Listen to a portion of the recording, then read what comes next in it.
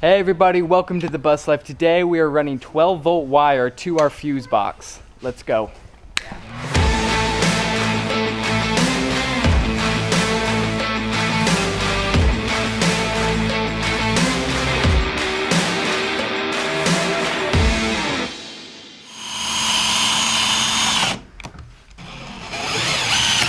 So some of you may be wondering how to run 12-volt lighting. Never done it before.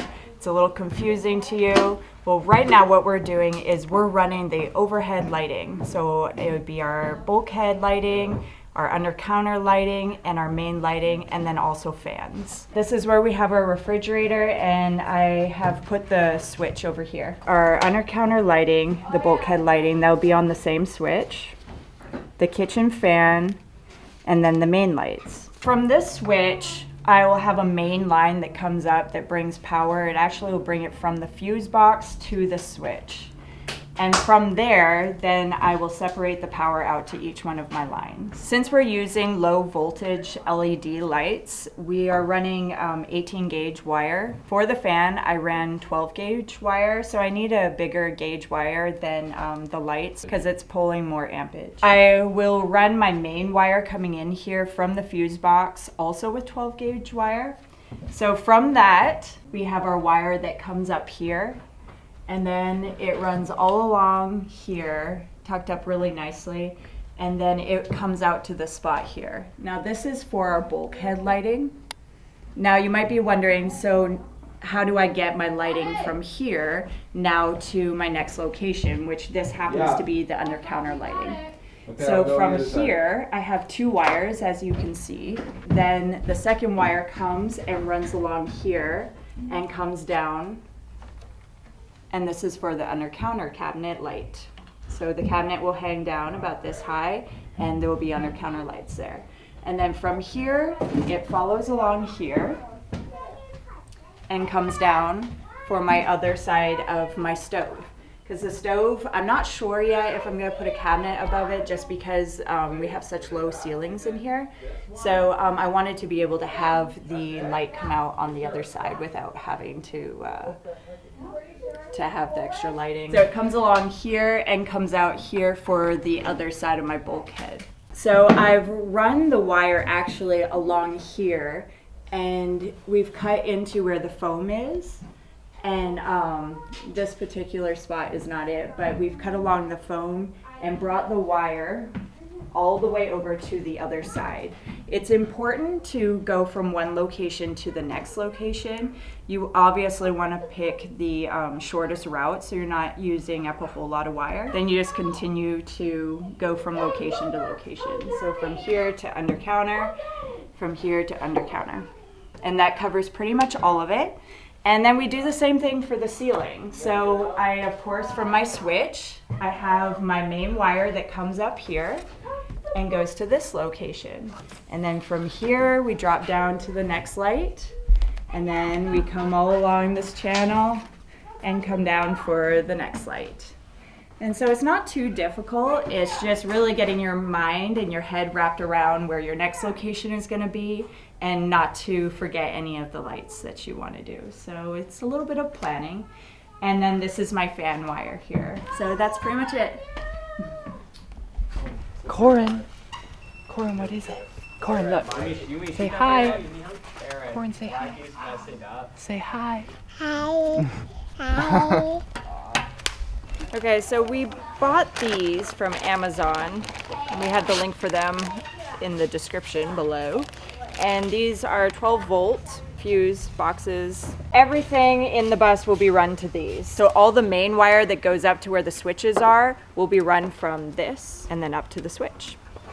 So Shane's installing these today. It comes with fuses. It comes with 2 of these panels. I don't think it comes with any screws. So Ashton, we're gonna need some screws. Oh, that's right. All right, guys, I've got this ground wire that is a stock ground wire for this bus. It was originally on the air conditioning control panel over here, but I'm going to utilize this to run a ground to my new 12-volt fuse panels that I'm going to mount here. So I'm going to run it across here, down, and then we're going to pop it through on the other side, and it will connect like so.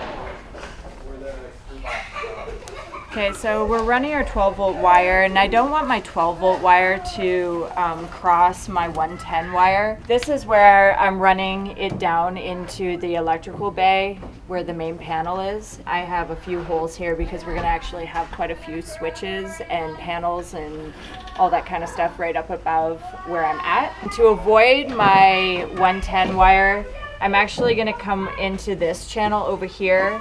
So we're coming up here so that we're not crossing directly. I actually don't know why, but just so many electricians have told us not to cross them, or at least avoid crossing them if you can. Most of my switches are at this level, so then I'm popping up over here. A wimpy little drill. Snap on like that. And so we'll push the wires actually through the carpet on the side, so it'll be a nice clean install here. And these kits were actually very reasonable. Oh, and these ones came with screws and the other ones didn't. Interesting. So we'll have 24 options here for fuses. I'm about to drill my hole to bring my ground wire in through the back. You want to push that through for me?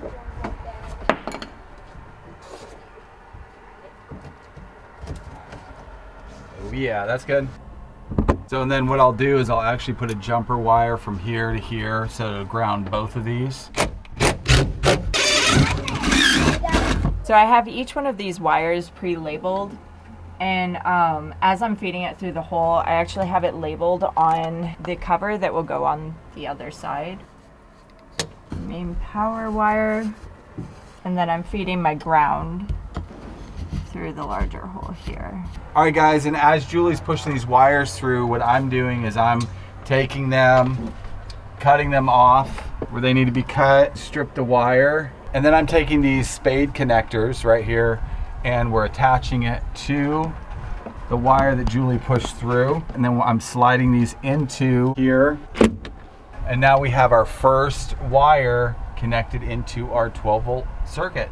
And so we're gonna just do that with all of these. The ground wires, it doesn't matter which screw they go to because they all go to one ground.